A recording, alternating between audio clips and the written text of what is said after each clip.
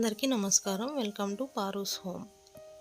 ఈరోజు మా పాప పావు బాజీ తయారు చేసిందండి. ఎలా చేసిందో చూద్దాం రండి.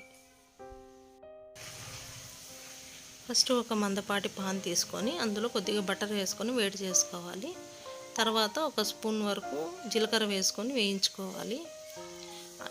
అది కాగిన తర్వాత ఆనియన్స్ చిన్నగా కట్ చేసుకొని వేసుకోవాలి. కొత్తిమీర కూడా చిన్నగా కట్ చేసి అందులోనే కలిపి వేసాను నేను. ఇది బాగా కొంచెం వేయించుకోవాలన్నమాట, పచ్చివాసన పోయేలాగా. బ్రౌన్ అయితే కాకూడదండి, కొద్దిగా పచ్చివాసన పోయేలాగా వేయించుకోవాలంతే.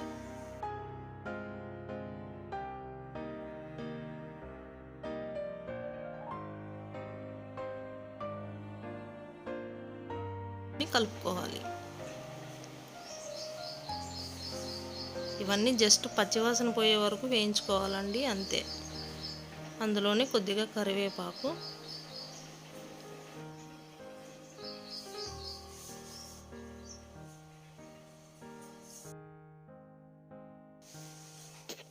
ఇవి కొంచెం వేగిన తర్వాత ఒక హాఫ్ స్పూన్ వరకు కారం పొడి, ఉప్పు రుచికి సరిపడేంత,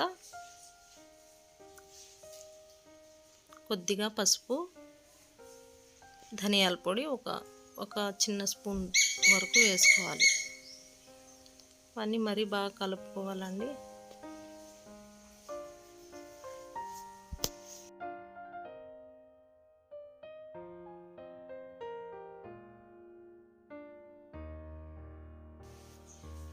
ఇలా డ్రై మసాలాన్ని కలుపుకున్న తర్వాత కొద్దిగా బటర్ వేసుకోవాలి. పావు బాజీ అంటేనే బటర్ ఎక్కువ వాడకం.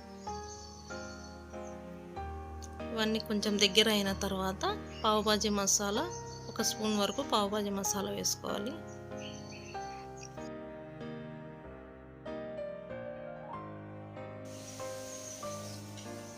ఇవన్నీ అడుగంటకుండా బాగా కలుపుతూనే ఉండాలండి.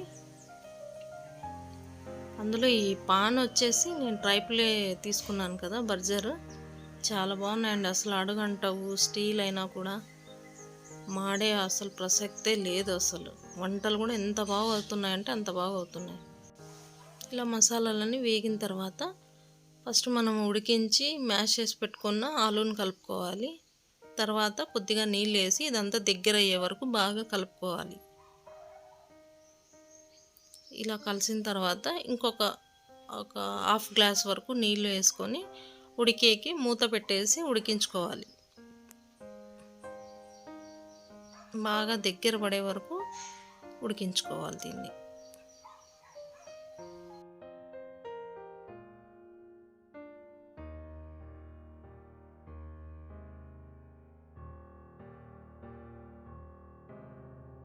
ఇలా నాన్ స్టాప్గా కలుపుతూనే ఉండాలి. పావు బాజీ అంటేనే ఎక్కువ కలుపుతూనే ఉండాలి వీటిని.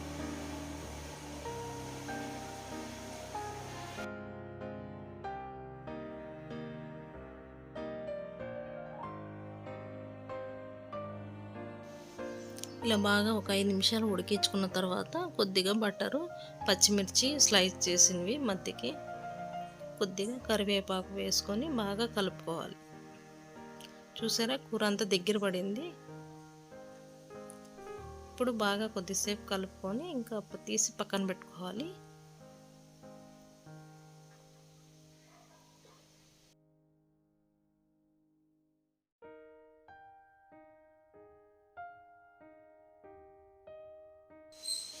ఇలా బాగా 2-3 నిమిషాలు కలుపుతూనే ఉండాలండి. స్టవ్ సిమ్లోనే పెట్టుకొని కలుపుతూ ఉండాలి. ఇక్కడే మనం ఉప్పు కారము అన్నీ చెక్ చేసుకోవాలి ఒకసారి.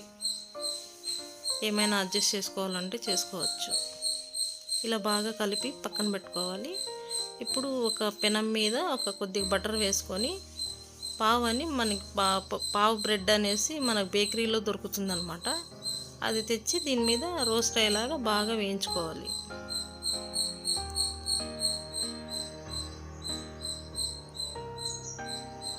ఇది కూడా బ్రెడ్డే, కాకపోతే దీన్ని పావు అని ఎందుకంటారో నాకు కూడా తెలియదు.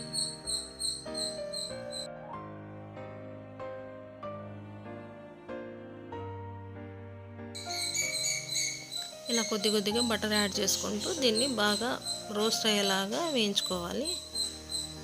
అంతే అండి. కర్రీ మనం సర్వ్ చేసుకోవడమే. ఇంకా ఆనియన్స్, టమోటాలు, నిమ్మకాయ మర్చిపోయాను ఇందులో పక్కన పెట్టడం ప్లేట్లో. ఈవినింగ్ స్నాక్స్ లాగా చాలా బాగుంటుంది. అంతే అండి, రెడీ చేసింది మా అమ్మాయి పావు బాజీ.